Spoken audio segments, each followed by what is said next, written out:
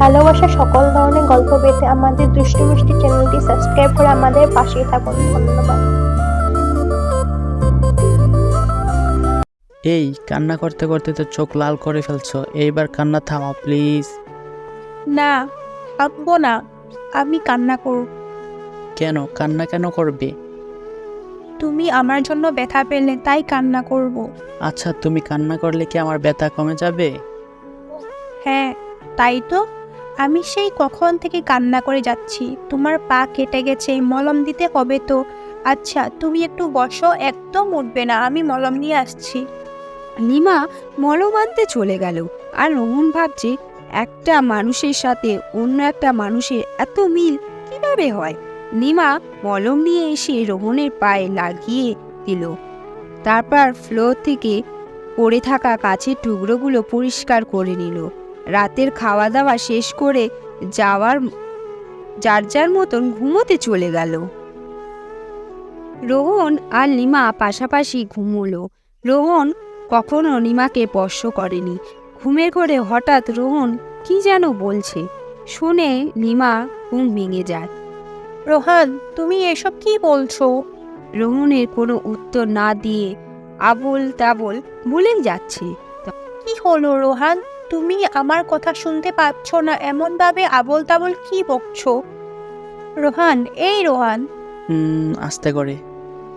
তোমার কি খুব বেশি খারাপ লাগছে? হুম। মাথায় পানি নেবে নাকি জলপট্টি নেবে? রোহান কোনো উত্তর দিল না। শরীর যে পরিমাণ জ্বর, তাতে করে মাথায় পানি দিয়ে সারা শরীর মুছে দিয়ে ভালোই হবে। লিমা উঠে পানি আনতে চলে গেল। কিছুক্ষণ পর এসে বালিশের নিচে একটা বড় পলিথিন দিয়ে মাথায় পানি ঢালতে লাগলো। বেশ কিছুক্ষণ পানি দেবার পর রিমা রোহনকে জিজ্ঞেস করলো, এখন কেমন লাগছে? অনেক ভালো লাগছে, তবে আমার পাটা খুব ব্যথা করছে। তোমাকে আমি ব্যথার ওষুধ খেতে বলেছিলাম, তখন তুমি খেলে না কেন? দাঁড়াও, আমার ব্যাগে জ্বরের ওষুধ আছে কিনা দেখি। লিমা নিজের ব্যাগ খুঁজে ওষুধ বের করলো। সেটা রোহনকে খাইয়ে দিল। সারা রাত লিমা ঘুমোতে পারেনি। কতক্ষণ পর পর মাথায় পানি ঢেলেছে আর জলপট্টি তো দিয়েই গেছে। রাতে থেকে সকাল দিকে জ্বর অনেক কম। রোহন ঘুমিয়েছিল। লিমা উঠে রোহনের জন্য স্যুপ করতে গেছে। স্যুপ করে নিয়ে এসে রোহনকে ডেকে তুলল। আমি উঠে বসতে পারবো না, আমার ভালো লাগছে না। একটু কষ্ট করে উঠে বসো, স্যুপটুকু খেয়ে আবার শুয়ে থাকো। রোহন উঠে বসলো আর লিমা রোহনকে স্যুপ খাইয়ে দিচ্ছে। এই তোমার চোখ এত ফুলছে কিভাবে? মনে হয় সারা রাত ঘুমাওনি, তাই এত ফুলেছে।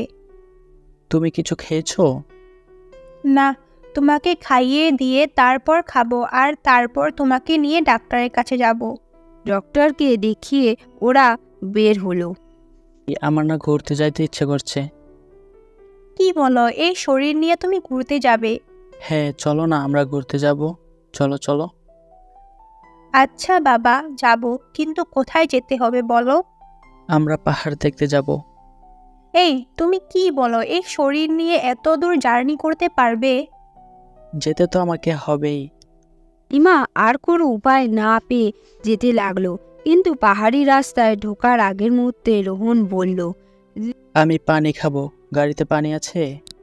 না, পানি নেই। আচ্ছা, তুমি একটু বসো, আমি ওই দোকান থেকে পানি নিয়ে আসছি। লিমা পানি আনতে গেল। পানি কেনার শেষ যখন ফিরে তাকিয়েছে তখন দেখে গাড়ি নেই, সাথে রোহনও নেই। লিমা তো অস্থির হয়ে গেছে।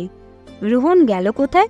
কোনো উপায় না পেয়ে লিমা রোহনের নাম্বারে কল দিল। হ্যালো, তুমি কোথায়? আমি তো পাহাড়ি রাস্তায় ঢুকে গেছি। মানে, তুমি গাড়ি ড্রাইভ করছো? হ্যাঁ করছি, জানো একটুর জন্য ট্রাকের সাথে ধাক্কা লাগাইনি।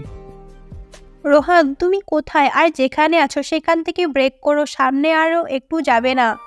বললে হয়? আজ আমি জুলির কাছে চলে যাব। চুপ শয়তান, এইসব কি বলস? হঠাৎ বিকট একটা শব্দ আসলো। এই রোহান, কি হলো? তুমি ঠিক আছো তো? আরে হ্যাঁ, শুধু গাড়িটাকে গাছের সাথে লাগিয়ে দিয়েছিলাম। দেখো রোহান, তুমি কিন্তু বেশি বাড়াবাড়ি করছো। সেটা তুমি করছো।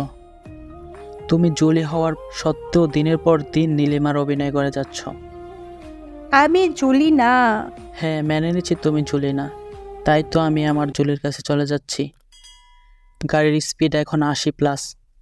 এই স্পিড কমাও, আর রাস্তাতে কেউ এত স্পিড গাড়ি চালায় না। হবার জন্যই তো চালাচ্ছি, আমি জুলিকে ছাড়া আর থাকতে পারবো না। আর শোনো, তোমার সাথে আমি অনেক অন্যায় করে ফেলেছি, আমাকে মাফ করে দিও। মাফ? কিসের মাপ? আর কত কষ্ট দিবি তুই আমাকে? হ্যাঁ, আমি তোর জুলি। সেদিন আমি মরিনি, মরেছিল আমার ছোট বোন অধরা। সত্যি তুমি আমার জুলি তো? হ্যাঁ, আমি এই জুলি। আমি বিশ্বাস করি না। তুমি যদি জুলি হও তাহলে তুমি আমাদের মাঝে ঘটে যাওয়া একটা ঘটনা বলো, যেটা আমি আর জুলি ছাড়া কেউ জানে না।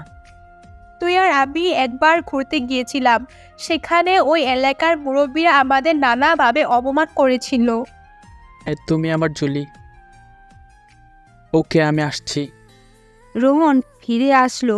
জুলি এতক্ষণ নানা চিন্তার মধ্যে ছিল। রোহন ফিরেছে সেটা দেখে অনেক স্বস্তি পেল, কিন্তু গাড়ির অবস্থা খুব খারাপ হয়ে গেছে। এই, তুমি ঠিক আছো তো? তোমার কোনো ক্ষতি হয়নি তো? একদম ঠিক আছি। এখন সব আমাকে বলো, কেন এই নাটক করলে? বলবো, সব বলবো বাসায় গিয়ে। তারপর জুলি গাড়ি ড্রাইভ করে বাসায় আসলো। ওরা সোজা রুমে চলে গেল। বলো, এতদিন কেন এত নাটক? আর তোমার যমজ বোন ছিল সেটা আমাকে বলনি কেন? হ্যাঁ, ও অনেক ছোট থেকে নানু বাসায় থাকে। আর সেদিন যখন ও বেরোচ্ছিল তখন অদরা আমাকে বলল ও নাকি তোমার সাথে ঘুরতে চায়। আমি অনেকবার ওকে বারণ করা সত্ত্বেও ও জেদ করে, তাই ওকে পাঠিয়ে দেই। সেদিন আমি তোমার সাথে থাকলে হয়তো আমি বেঁচে থাকতাম না। ওর মৃত্যুর জন্য তোমাকে দায়ী করেছি, তাই তো আর তোমার সামনে আসিনি কখনো। এটা কখনো বলিনি তোমার জুলি মরেনি, বেঁচে আছে। আর তাই কয়েকদিন দেশের থেকে আমরা চলে যাই লন্ডন। তোমার খোঁজ খবর সবসময় নিয়েছি, কিন্তু শুনলাম দিনের পর দিন তোমার অনেক অনুভূতি হচ্ছে। তাই নিজের মুখ প্লাস্টিক সার্জারি করে চলে আসলাম দেশে, যাতে করে আমাকে চিনতে না পারো। আমি জানতাম হঠাৎ করে আমাকে দেখলে তোমার বড় ধরনের ক্ষতি হতে পারে, আর বলতে পারবো না। যতটুকু দরকার ততটুকুই বললাম। কিন্তু তারপরেও কেন আমার কাছে পরিচয় লুকালে?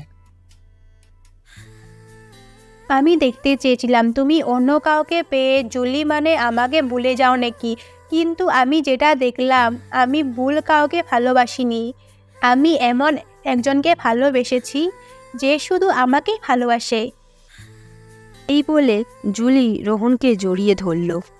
আউ, কি হলো? হাত ব্যথা। কিভাবে পেলে?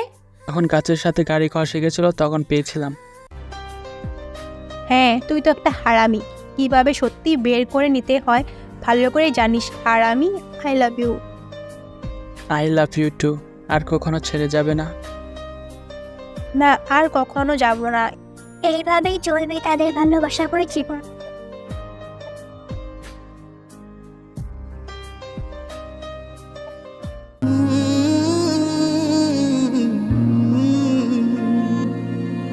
Na na na